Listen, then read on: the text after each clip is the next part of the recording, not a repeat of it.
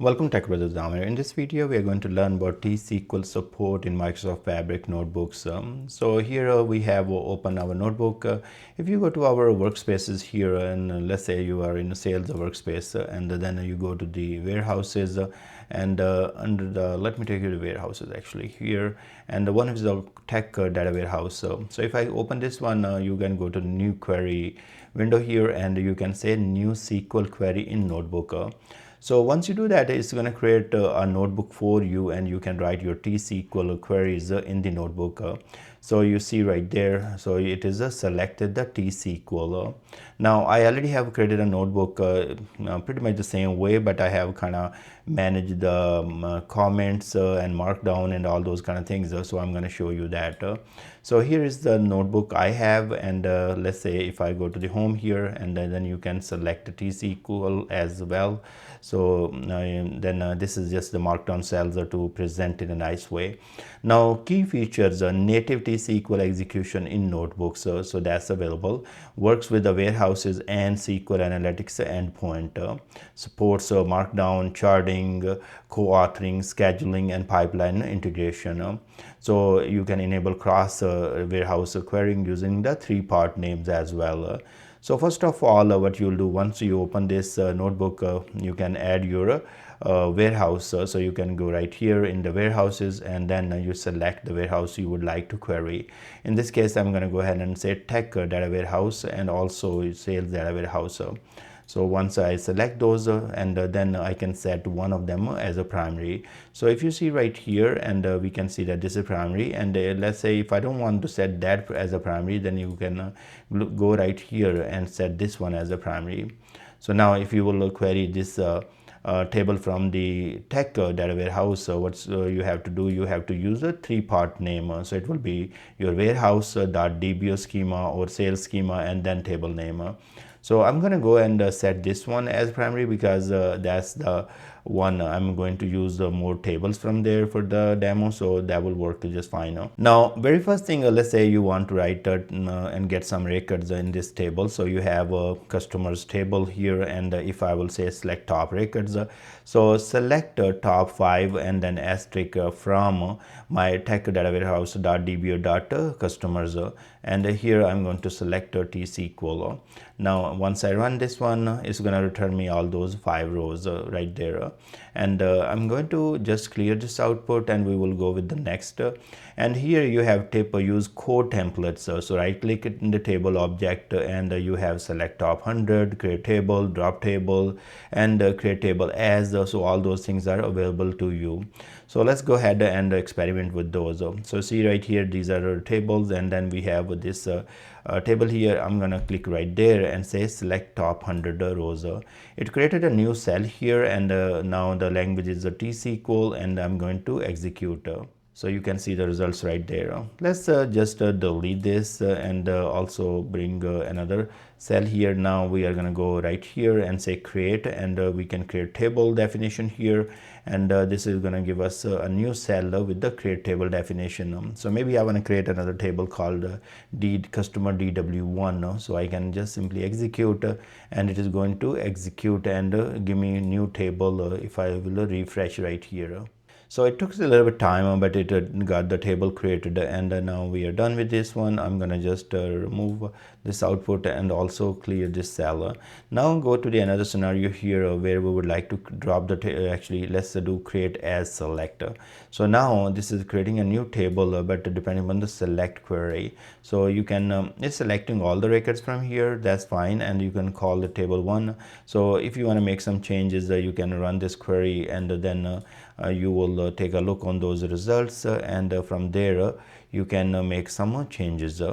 So it's getting complete here. So 3 records affected, and now it is it has created this table. So as I said that if you want to table 1, right? So if you want to be like, hey, guess what, before I run it, you can always copy and then add a new code here, and just copy that code and paste it there, and build your query the way you want, and then use that query. So in this case, it ran the whole thing when I just select this part and execute it. So it selected and run the entire cell. Now that's fine, no big deal. I'm going to delete this both things and just leave this one here. Now you have you know that how to create the table with the as a query. Okay, great. Now we can go to the next and say it is a drop and creator. So it's going to create this new cell with the definition. First of all, it is dropping a table, and then it's recreating that table with the existing definition. So if you just simply want to drop it, you can go ahead and do it. Well, it's given us all those options of whatever we can do in T-SQL here, so that's fine. You can always go from there and experiment. Now this table is dropped, and it's going to refresh in a few seconds. Now let's delete this cell, and now if we want to do cross database query, so we are here in a tech data warehouse, and we have set this as our primary data warehouse, and what we want to do, we want to query another table that is in the sales DW warehouse. So the table name called the sales customer. So you see that I said select asterisk and then sales data warehouse dot dbo dot sales. So that query you can use. So I open a new cell here because this is in the markdown, and it was just for example, and then I just pasted the query there and execute. Now this is getting the results from our sales warehouse from the sales customer table. So I can just delete this part. Just I showed you all those different scenarios here, and let's do one more thing. So I'm here in sales customer, and I can go right here and say select top 100 rows, and I execute this one, and with the three part naming convention, it got me the results, and now we are going to take a look on the charting. So run a quick query and then inspect tab, and then you will be able to do a lot more here. So we go to the new chart, and here is our chart. So you can create a new charts here. You can see as a table or a chart, and now in the chart you have all different options. So if you go further down and say start editing, now when you edit, you have multiple different type of charts available. Let's say bar chart, and we can see the data across different bars here. And now I can do more things. Let's say this is a sign up date, and I want to use maybe not sign up date but the first name.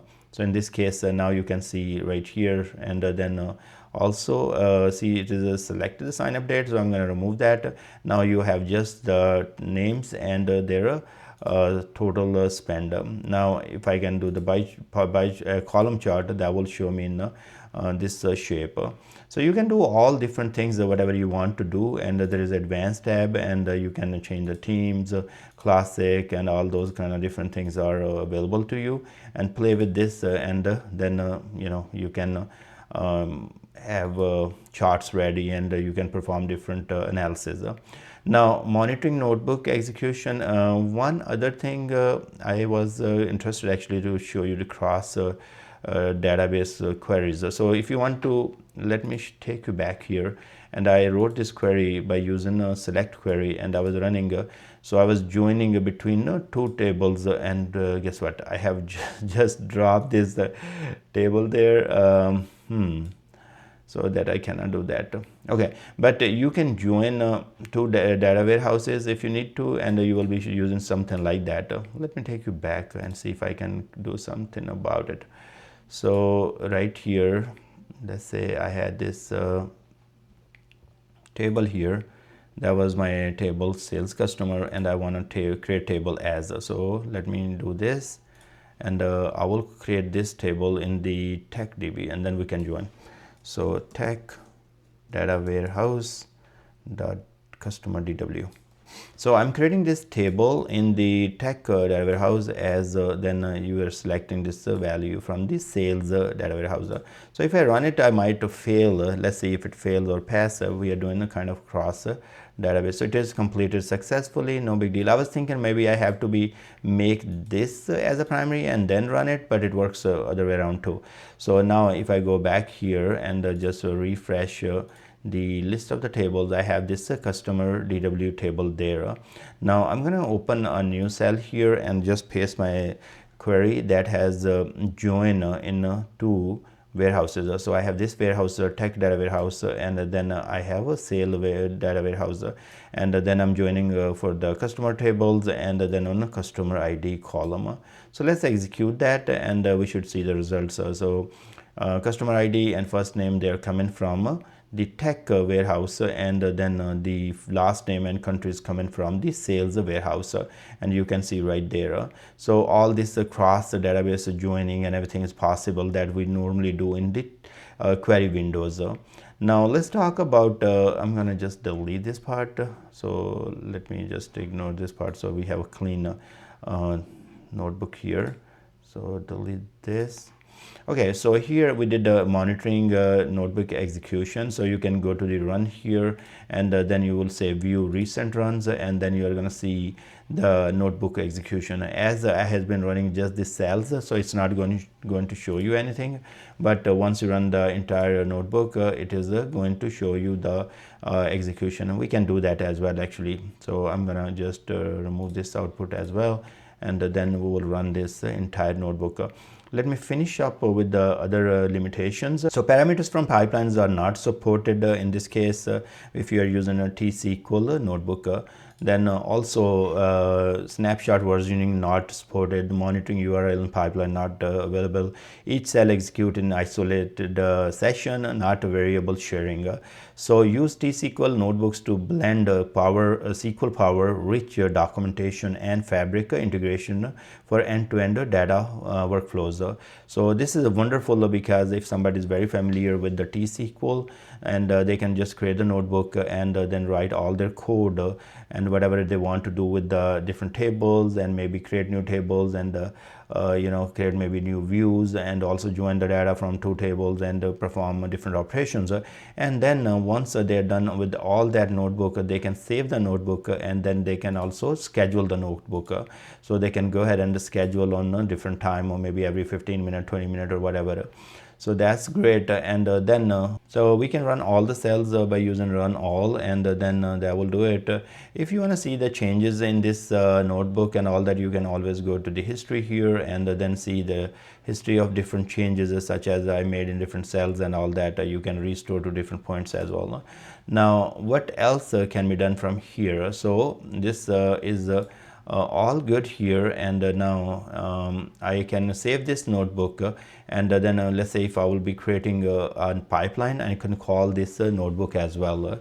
So there are other features I have explained about the notebooks, so how to format these notebooks really nicely in the markdown cells, and what are all these tabs. So you can watch my video, that's 27-minute video, but that will explain everything to you. One other thing, I was taking a look, and here if you have this query and you want to save this as a view, you can also create a view from this query. So you have this select the schema, maybe it's DBO sales or whatever the schema, then provide your view name, and in this case I will say view underscore test, and you see that this is creating this script here, and then if you hit OK, it's gonna go ahead and create that view. So if we go right back here in the DBO schema, and then go to DBO, and here are tables, here are views, and refresh, then we should see that view created. So this is also, it takes some time, a little bit, so it's slow, and but it will create the view for you from here. So one of the other thing I want to explain that I just missed, it came in my mind later. So let's say if we are here and we have this code, and create as let me see, create as select, and you remember I tried to run this code, and then it ran the whole cell because I executed here. I was supposed to click right here and say run selected code.